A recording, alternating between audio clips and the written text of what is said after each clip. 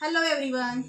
Today we learn a phonic sounds word and also three letters words. We can say also three letters words.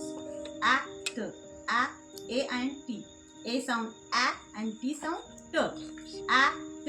For example, b act bat. B act bat. K act cat. H act hat. H a t sound h act hat. F at hat. F a t sound. F at hat. M a t sound. M at mat. M at mat. Bat. P a t sound. Phonic sounds are F at bat. R a t phonic sound. R at rat. S at sat.